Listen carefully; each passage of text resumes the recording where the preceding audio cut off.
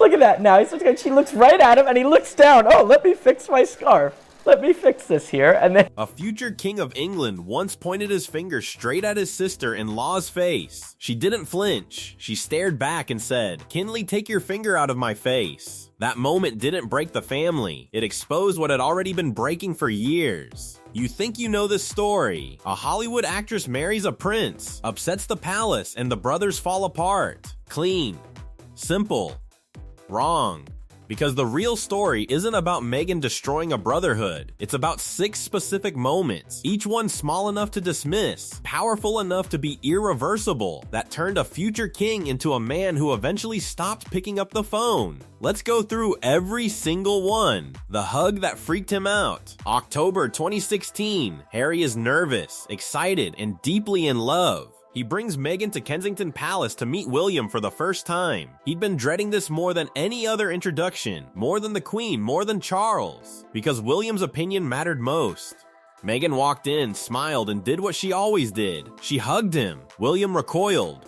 Harry wrote it plainly in spare. I introduced Meg, who leaned in and gave him a hug, which completely freaked him out. He recoiled. Willie didn't hug many strangers, whereas Meg hugged most strangers. Harry called it a classic collision of cultures. But here's what he admitted later. He looked back on that moment and wondered if it was more than that.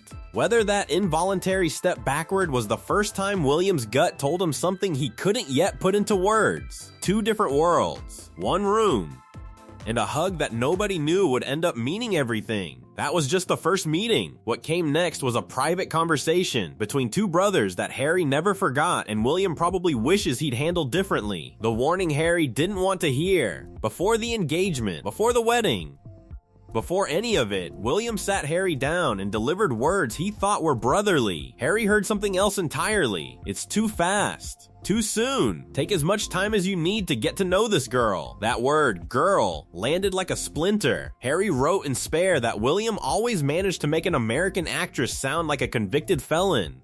And when Harry finally told him he was planning to propose, William pushed back, asking if he was sure about her and whether he knew how difficult it's going to be. Harry's reply, "What do you want me to do? Fall out of love with her?" According to Finding Freedom, a friend of both brothers explained that William simply wanted Harry not to be blindsided by lust. He'd watched Kate spend years quietly, carefully building her place inside the institution. He knew how brutal the firm could be, but Harry didn't hear protection. He heard rejection, and from that moment forward, every conversation between them carried that wound underneath it, not loudly, just there, always there, a warning that landed wrong. That's 2 moments, and we haven't even reached the wedding yet.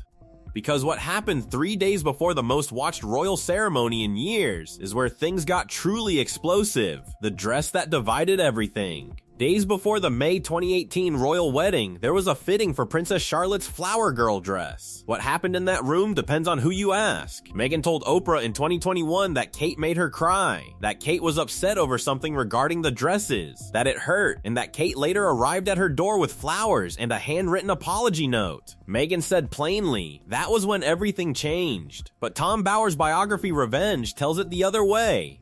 His sources say Meghan rejected Kate's input on Charlotte's hemline, that Kate burst into tears, and that witnesses in the room saw it happen. Harry's account in spare splits the difference. He found Meghan sobbing on the floor. Kate came the next day with flowers. He believed Kate didn't mean harm. Both women were upset. Both accounts are disputed. Nobody from Kensington Palace has ever officially corrected the record. But here's what mattered for William. He heard his wife had been brought to tears. Whether it was fully true, partially true, or a misunderstanding layered in stress, he heard it.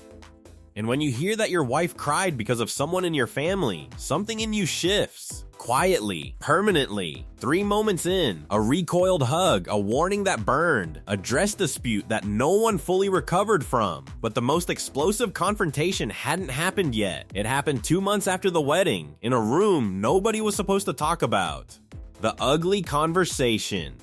William and Kate invited Harry and Meghan over for what was supposed to be a peace conversation, a reset, a chance to clear the air after months of rising tension. It did not go that way. The argument that broke out centered on a comment Meghan had made about Kate's baby brain during the wedding planning chaos. Kate's response was ice. "We're not close enough for you to talk about my hormones." Then William stepped in and pointed his finger directly at Meghan's face. "Well, it's rude, Meghan. These things are not done here." Meghan didn't lower her eyes. She looked straight at him and fired back. "Take your finger out of my face." Royal biographer Robert Jobson, who reported this exchange, simply noted things had definitely cooled between them, if not soured. That is perhaps the understatement of the entire royal saga, because this wasn't a misunderstanding anymore. This was two people who fundamentally could not inhabit the same room without conflict breaking through. And Harry, watching his brother point at his wife, felt something fracture that no dinner, no apology, no flower arrangement could fix. A pointed finger.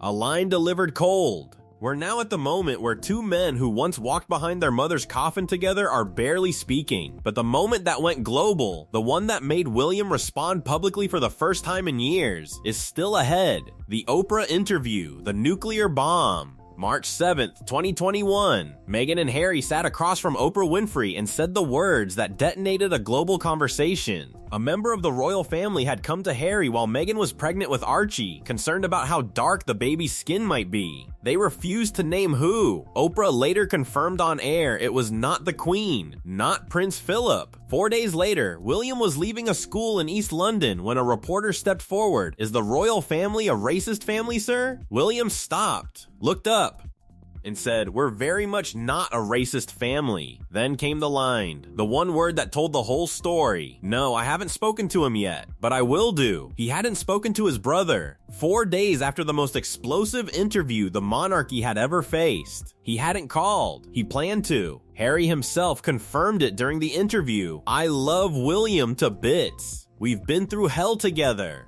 But we are on different paths. Different paths." Earlier, they had shared offices, shared foundations, and called each other daily. Now they were scheduling conversations like appointments with strangers. Different paths. And the last moment, the one where William had to finally face what he'd been refusing to name, is the one that still hurts most. Megxit, losing his brother forever. January 2020. Harry and Meghan announced they were stepping back from royal duties. Not a break, not a sabbatical, gone.